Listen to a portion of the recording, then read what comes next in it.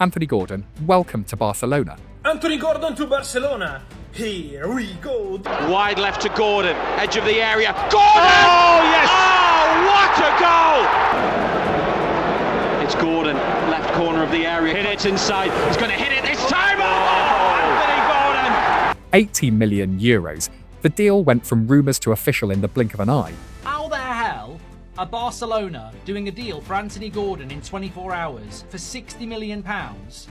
He's got 4 years left on his bloody contract and he plays for England. Not Manchester City, not Liverpool, not even Bayern Munich. Barcelona left the entire football world stunned with one single question. What the hell just happened? How much of a surprise has this deal come? This is weird. We got to have a serious conversation that's going to make a lot of people uncomfortable. Because if Anthony Gordon lands Barcelona, Real Madrid don't got to get ready. Shock, confusion, disbelief. Those three words completely dominated the headlines surrounding this transfer saga. A player who had just delivered a Champions League campaign that very few on the planet could rival. Exactly the kind of missing piece Barcelona had been desperately searching for. A club that may have dominated La Liga for 2 straight years, yet has still endured an agonising 11-year wait for European glory. It's a maximum target. Good ball in for Gordon, and that's his first goal for Newcastle United. And the visitors take an early lead. Fresh from securing Champions League football. They have... Anthony Gordon is in for Newcastle United!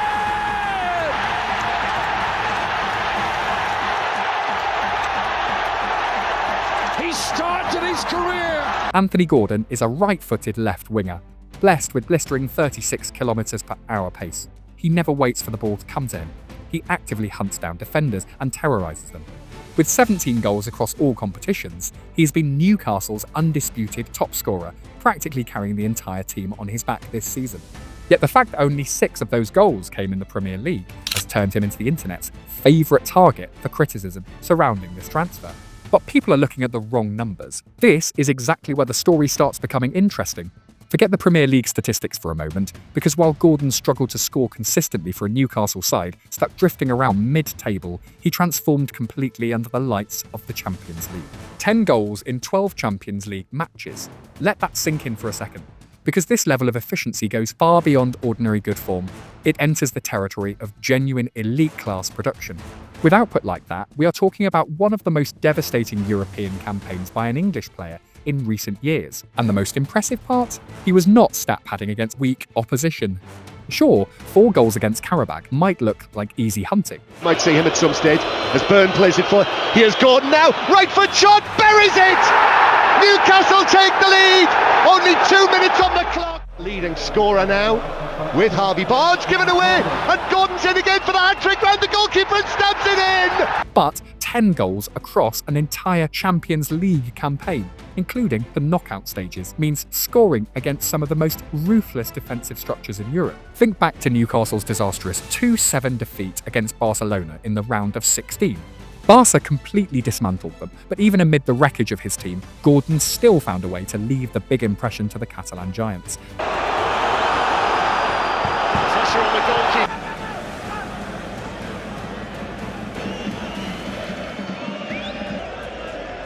He gave the very club that would later spend 70 million euros to sign him a nightmare. Calling it irony would not even begin to cover it.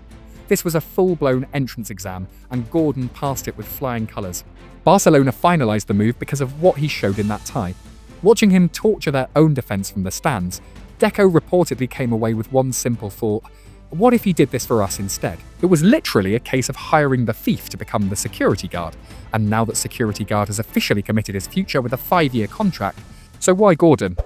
Barcelona may have dominated La Liga for 2 consecutive seasons, but the Champions League trophy has continued to evade them ever since 2015. Hansi Flick understands the tactical problem perfectly. Squad quality is not the issue anymore. Barcelona already possess more than enough talent. What they truly lack is an engine. An endless source of energy capable of sustaining suffocating, high pressing from the first minute to the last on the biggest European night. Flick did not need to search far for the answer, because the Marcus Rashford experiment already revealed everything. A superstar struggling to rediscover himself, With 6 goals, 4 assists in 28 matches, and a modest pressing intensity of just 9.1 actions per 90 minutes, simply did not align with the system. Instead of waiting patiently for a famous name to recover his peak form, the German coach prioritised pure energy, a relentless engine built to operate at maximum intensity every second on the pitch. And Gordon?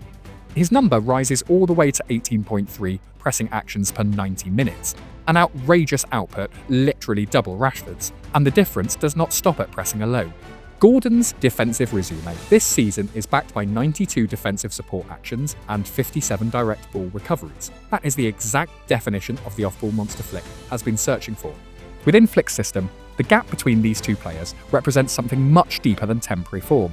It reflects a philosophical divide.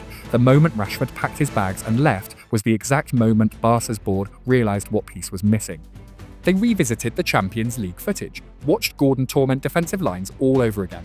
And from there, the transfer practically completed itself. I don't think it's that surprising when you look at Gordon's numbers this season. 17 goals for Newcastle, of which 10 of them were in the Champions League. Only Kylian Mbappe and Harry Kane scored more in the Champions League this season. So look, that will have alerted the likes of Bayern Munich and Barcelona. The numbers are very good. And he's a player who can play across a number of positions. Wide left is probably his favourite, but he can also play out on the right-hand side, and he can play as a central striker as well, and showed that to good effect for Newcastle. Even financially, the deal follows brutal logic. Instead of gambling on a loan move that would have cost roughly €17 million gross per year in wages for Rashford, Barcelona chose to invest long-term in Gordon. With a 5-year contract and a salary of around €11 million annually, his total yearly FFP cost after amortization sits at approximately €25-26 million. Permanently owning a player 3 years younger with double the pressing output. On Deco's spreadsheet, every number coldly pointed toward the same conclusion. And tactically, Gordon is the perfect embodiment of Deco's philosophy of fluid attacking football. His tendency to drift inside, create overloads, and destabilise defensive structures mirrors Rafinha perfectly on the opposite flank. That symmetry allows Barcelona's terrifying front three to naturally connect without needing elaborate tactical drawings. Yamal, Gordon, Rafinha. Yamal tears open the right side. Gordon destroys defences on the opposite wing, and Rafinha continues acting as the ultimate Swiss Army knife capable of doing everything across the front line. But the truly frightening part lies elsewhere. Gordon is already a master at attacking the channel between centre-backs and full-backs. At Newcastle, he often had to create everything alone through sheer individual effort. Camp Nou, however, he would be supplied by Pedri's line-breaking passes, benefit from the space created by Yamal, stretching defences apart, and operate inside Flick's fully synchronised machine. The transition from a lonely solo artist at Newcastle to a member of Barcelona's elite orchestra suddenly makes those 6 Premier League goals feel completely meaningless. Just think about it.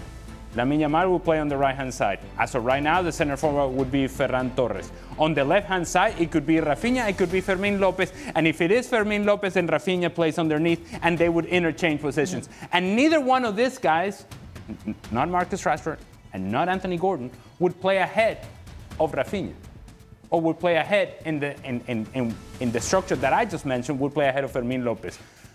So, again, seems like a questionable decision for a player that seems to be more about squad depth than he does about being a difference maker right away. Now let's flip the perspective, because this relationship was always a two-way street. Why did Anthony Gordon choose Barcelona over Bayern Munich, or even Liverpool, the club he supported as a child? His past had already taught him a painful lesson. Gordon himself admitted that the collapsed Liverpool move in 2024 left him mentally shaken. It was difficult for me because I had just gone through a psychologically tough Euro where I barely played, and then the transfer situation happened on top of that. I had to learn to accept that I was leaving, then suddenly adjust to staying. I'm human too, and that was really difficult. That failed transfer taught him the true emotional weight of unfinished plans.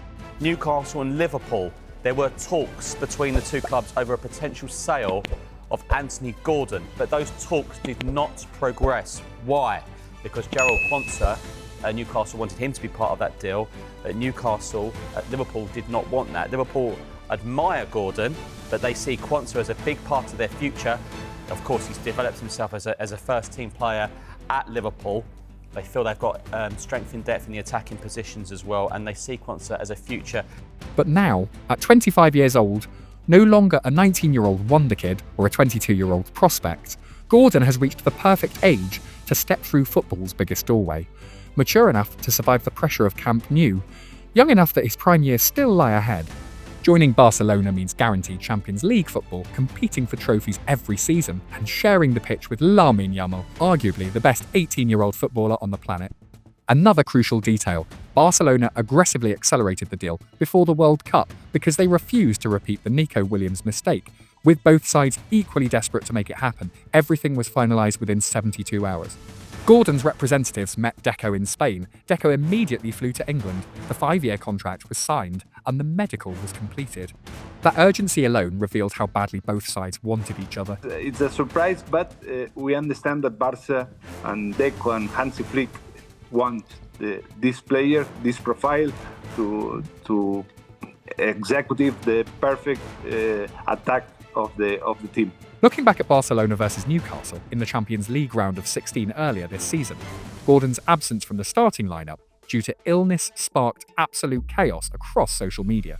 Alan Shearer himself openly questioned the situation on Amazon Prime. I know he's not feeling great, but this is Barcelona versus Newcastle for a place in the Champions League quarter-finals. It would take something extraordinary to keep me out of this game tonight. Maybe I'm old school and Les may be old school, but if you're fit enough to train in the morning, and I know he doesn't feel well, but this is Barcelona at Newcastle for a place in the quarter-finals of the Champions League. It would take something extraordinary to keep myself or Les out having this game tonight, and then to come and say, well, I might be able to give you half an hour at the end. I don't know, give us half an hour at the beginning, and if you're feeling all right, you get through to half time, because with his pace and with his form in the Champions League, he's going to be a huge miss. So that surprises me a lot. Then came the avalanche of opinions. Wayne Rooney, Roy Keane, every pundit with a microphone suddenly joined the conversation. But how did Gordon respond? After scoring for Newcastle at Chelsea Stamford Bridge, he appeared completely unfazed during match of the day. What the media guy told me was being said was complete and utter stupidity. I was in bed for 3 days, missed training, so sick for 3 days. Then I turned up on the day of the game, ready to start the game. I thought I was starting. When I got to the stadium, the manager told me I wasn't playing, which you can imagine I didn't like very much, but that's his decision. And the team played great, but saying I didn't want to play in the biggest game of my career is absolute nonsense. I think it was Rooney said I walked past and didn't shake their hands, but then went in the change room. I got changed by myself in a change room the size of this, so just me in a sink. So complete nonsense. I think they need to do better. And then came the knockout punch. Gordon looked directly at the criticism and calmly fired back at Rooney. I think they need to do better at what they're doing. Just 25 years old, he openly challenged figures like Roy Keane and Alan Shearer, telling them they needed to do better. That is not baseless arrogance. It is supreme self-belief. Former teammate Matt Ritchie once described it perfectly to BBC Sport as controlled arrogance. And honestly, that is exactly the mentality you want walking into Camp Nou. But every major gamble comes with risks, and pretending otherwise would be dishonest. The biggest concern is simple. The 6-goal problem cannot magically disappear overnight. Yes, Gordon exploded in the Champions League, but domestically, his Premier League numbers were undeniably disappointing. 6 goals and 2 assists in 26 matches for a Newcastle side that finished 14th. His expected goals tally of 5.79 suggests he merely performed at an average level in league play, rather than operating as a dominant attacking force. La Liga is a completely different battlefield, but absolutely not an easier one. At Barcelona, pressure demands consistent output every single week. You are expected to score, create and influence matches constantly, not just shine during a few explosive Champions League knockout nights. Then comes the second major risk, overcrowding on the left flank. Even with Rashford's loan spell ending, Barcelona still possess Rafinha, currently viewed as one of the top 3 wingers in world football. Although naturally stronger on the right side, Rafinha's versatility allows him to operate on the left as a number 10 or virtually anywhere Flick needs him. That means Gordon is walking straight into a brutal competition for minutes, with absolutely no guarantee of becoming an instant starter from day one. The pressure grows even heavier once you look at the €70 million price tag, where the infamous English tax becomes impossible to ignore. According to analysis from Zonal Sports, Barcelona effectively paid a premium, often attached to English players, inflating Gordon's valuation by nearly 40% compared to a similar European player. While his realistic market value may sit closer to 48 million euros, the 70 million euros fee immediately creates enormous expectations for instant success.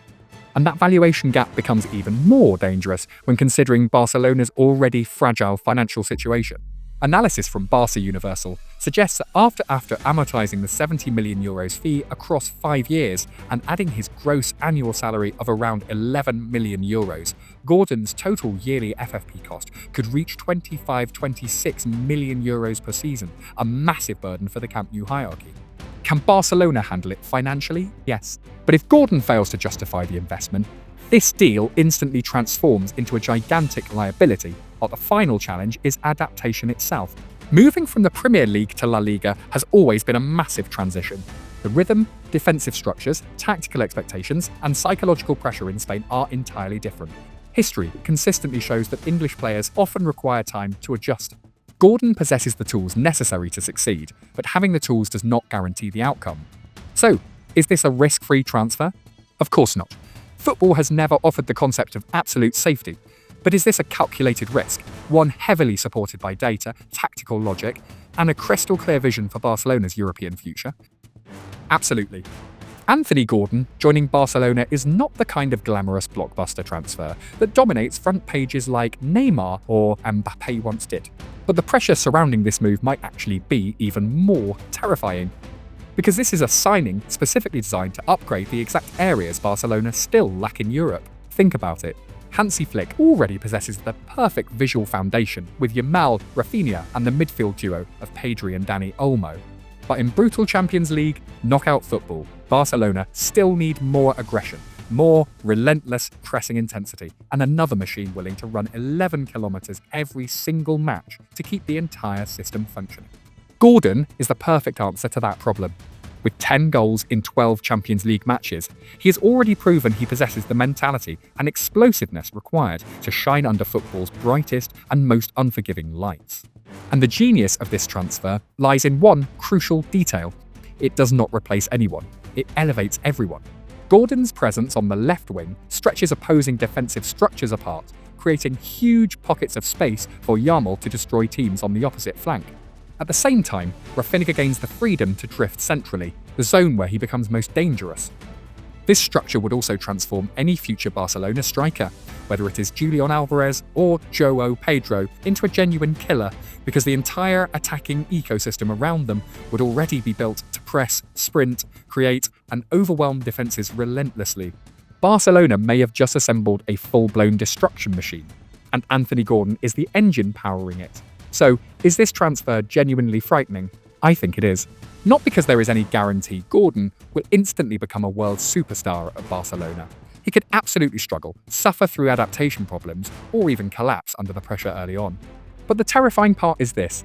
Barcelona are betting on a 25-year-old entering the absolute prime of his career, carrying a Champions League resume that already demands attention, armed with an unbreakable mentality and a skill set that feels almost tailor-made for Hansi Flick's philosophy. Now imagine if every piece clicks together. If Gordon develops chemistry with Yamal, if he sustains that insane pressing intensity for 90 minutes every week, if he continues delivering on the biggest European nights, then there is a very real possibility that 12 months from now, we would all sit here again and call this the bargain signing of the entire transfer window. If you enjoy our video, don't forget to hit like to help this video reach to other football lovers, and hit the subscribe button to follow for more interesting videos about football stories. See you in the next video.